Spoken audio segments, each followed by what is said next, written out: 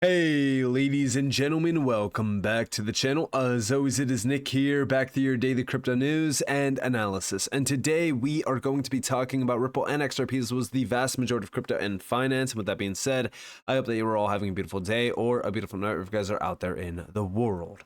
So recently, there was some insights getting posted around regarding Monica Long, who is the president at Ripple. And do you guys remember her predictions? So this was her predictions for 2024. We've asked leaders at Ripple to weigh in on what they think 2024 holds. Today we continue with Monica Long. In 2024, crypto will break the speculative hype cycles that have defined the booms and busts for the industry since Bitcoin's invention. Before the next crypto summer, we as an industry will break the cycle by paving the foundation for real-world utility at scale, which entails solving for compliance, usability, and integration with existing systems. The biggest breakthrough in 2024 will be pioneering compliance for decentralized finance. This crypto winter is in fact a great season for serious builders, especially those who know modernizing the world's financial infrastructure with blockchain is inevitable. To work on solving serious real-world problems. Compliance and transparency in 2024. It's not enough to be compliance conscious. The industry must be compliance first to keep our customers and users safe, gaining back the trust we've lost following some major industry blowback. The industry needs to build compliance tooling in a decentralized environment. It's the next frontier of innovation in blockchain integration. Within the past couple of years, we've seen many more traditional financial players such as Fidelity, BlackRock, PayPal, and Visa integrating or partnering with crypto-native companies to offer crypto and blockchain services and products. The way forward is a happy marriage. Blockchain will not replace banks. The ability to settle payments instantly across borders without the need for a middleman, charging exorbitant fees, has benefits for both merchants and consumers alike, and crypto can provide this unparalleled utility for institutions. Greater usability. Most of the companies that we work with at Ripple love the benefits that they get from crypto, but ultimately don't want to be experts in it. They just want it to work. A crypto revolution cannot require billions of people to self-custody their assets, secure their secret keys, and trade on decentralized exchanges. We've reached the tipping point for crypto to be recognized as mainstream, but we have yet to hit the breakout moment where institutional adoption for real-world utility takes off. 2024 can be that moment as long as we proceed with a compliance-first mindset. Now, this was back in the end of 2023. It was December of 2023.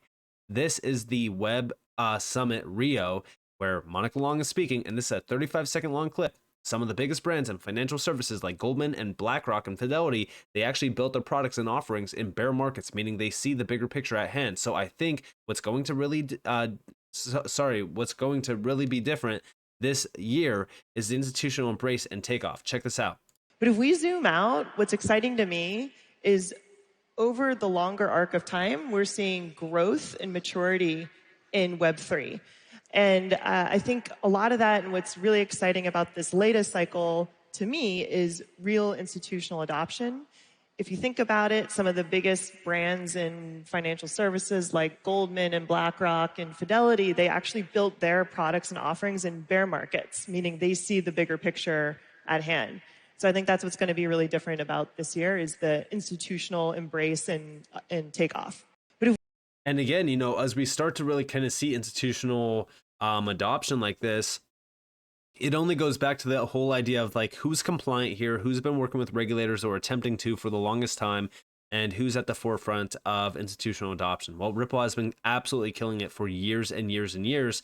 And, the XRP ledger is suited for these use cases, and we already know that Ripple is pioneering DeFi initiatives through institutions on the XRP ledger.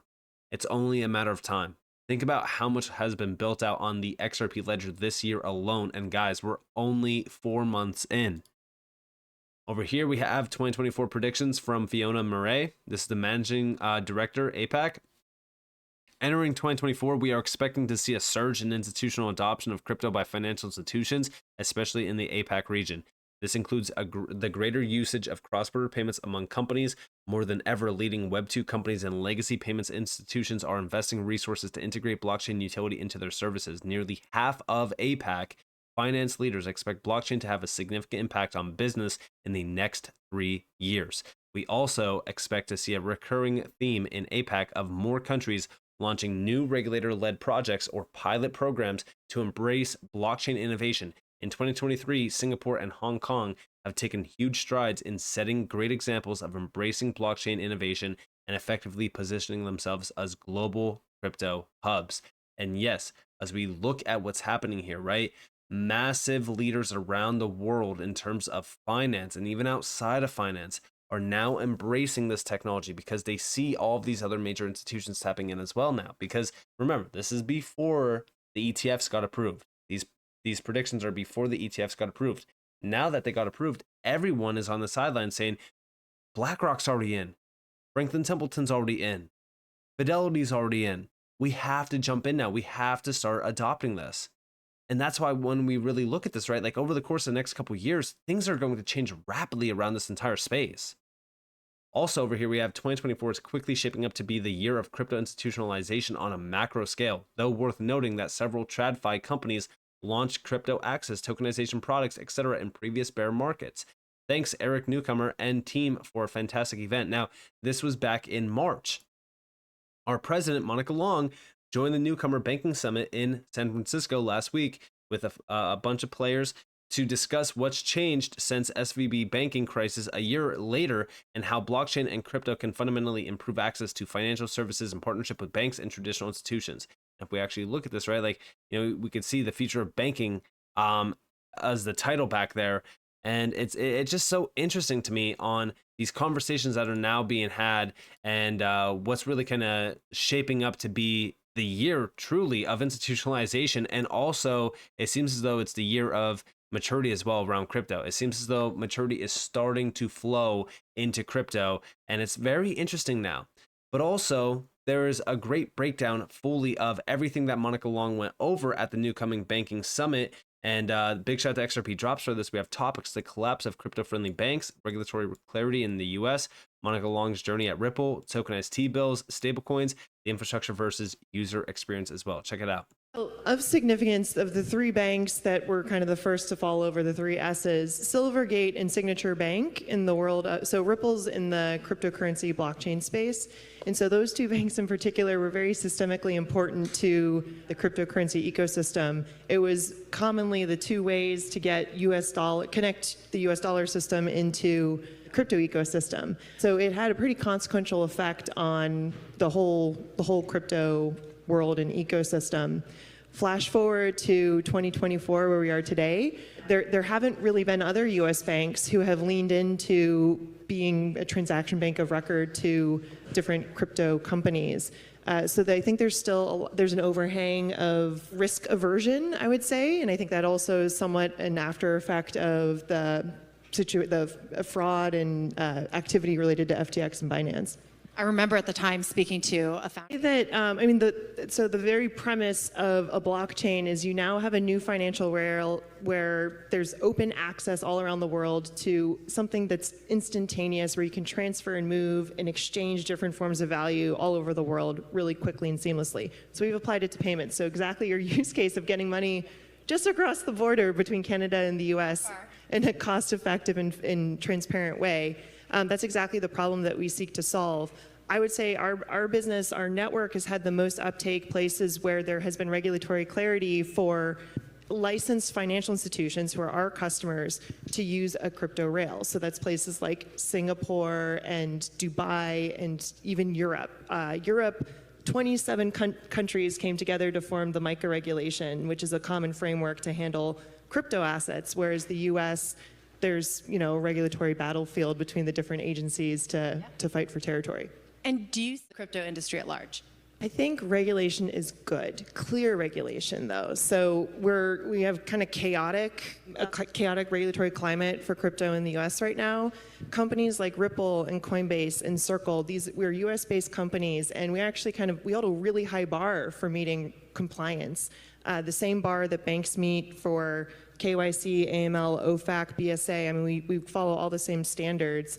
And the businesses that are operating outside of the US, where they're performing regulatory arbitrage, you think of the FTXs of the world, that's where you see the trouble. And then there's this kind of political weight thrown into focusing on the fraud cases, whereas the actual really useful use cases for the technology kind of get suffocated. Everett, I wonder if you can, how will that impact your business? Yeah, it does feel very cyclical, right? Like a roller coaster, maybe that's a better description. So I've been at Ripple for 11 years, and so I've seen a few of these booms and bust cycles. Coming up this year is the Bitcoin halving in April, so this is a 4-year cycle, and with more constrained supply and increased demand, this is kind of why we see this boom cycle continuously happening. The approval of the Bitcoin spot ETFs and the introduction of those products in the US has been very meaningful for the institutionalization and legitimization of the industry. And I think that, well, actually, an interesting fact is, because you might kind of attribute it to, well, there's just a lot of excitement about the halving. But if you rewind time a little bit, Goldman and BlackRock and Robinhood, these large institutions launched their kind of crypto products in the bear market. Like Goldman introduced their $100 million tokenization fund to tokenize bonds. That was in the bear cycle. So I think that there's a real long-term buy-in and belief by the institutions that this technology is not going away. Right, and also I think a belief in Bitcoin. Possibly, who knows? Tokenized T-bills are kind of the new preference to stable coins because you can get yield on them. In fact, Space for startups, Monica. Actually, dovetailing from what the conversation we were just having, absolutely right. User experience wins all, right, for fintechs. But in a lot of cases, the fintech layer is lipstick on a pig. So like the underlying infrastructure, the problem of trying to move Canadian dollars to US dollars in an instant settlement, it has to do with the actual wiring of the infrastructure, which is still so outdated. It's like 1970s, closed networks, the analogy of AOL and CompuServe and Genie being completely closed computer networks that don't talk to each other. This is where, obviously, I'm going to be a believer in blockchain as the bet for the year ahead. Great answer, Stefan. And again, that last answer there is what really kind of puts the icing on the cake, because if you do believe that our entire infrastructure globally, it's a global infrastructure, you think that is outdated, it's antiquated, then guess what is the answer for it? It's blockchain, it's DLT. XRP has been being utilized for the Internet of Value before it's even a big thing. And it's just so funny that all of this is aligning perfectly at a time where every single organization is aligning as well. I don't think that we have too much longer to go before things are already set in stone. Just like she said around MiCA regulation happens at the end of this year. Mandates around, almost instant payment. I think it's like T1. It might even be T0. That all leads to instant payments. How are they going to do that? They have to tap into DLT. They have to tap into blockchain.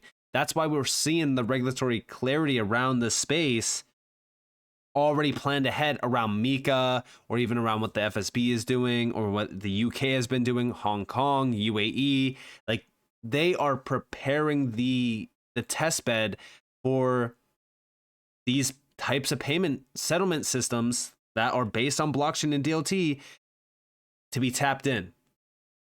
Now, are we going to see this happen, the week of regulatory clarity around MiCA and stuff like that being in? No. It's going to take a little bit more time, but, I would argue that 2025 into 2026 is going to be an absolute monster time frame for utility. We're not talking about price action here, because price action is going to happen this year into 2025. But that time frame for utility, guys, after 2025, it is game over. It's all full focus on utility, because regulations and standardization is being implemented around that same exact time. So the next thing to focus on is utility and implementation of utility projects, utility networks, utility tokens, you name it. And remember who stands at the forefront of this. Ripple with Medico is a big focus. They are positioned for everything, whether that be, Bitcoin ETFs, stable coins, CBDCs. This is the secret sauce. And you know what's crazy about all of this is that Ripple has been planning ahead in terms of the infrastructure layer for so long, yet most people just continue to avoid it or ignore it because, oh, that announcement didn't, cause XRP to skyrocket to $5 or $10. That means XRP has to be a scam, right? Like, look at the infrastructure layer here. This is foundation for the internet of value.